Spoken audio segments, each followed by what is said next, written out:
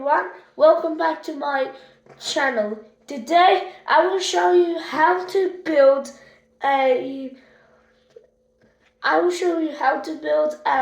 paraglide engine for beginners.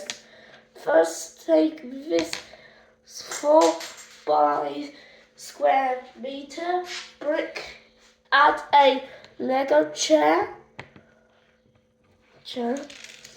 add 6 pieces of blocks,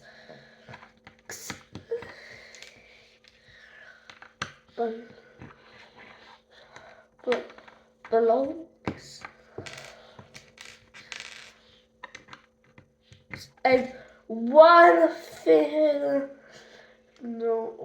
long thin lead brick, so it's the wings. And there you go. Please make sure to like, subscribe and follow me on my description. So bye bye.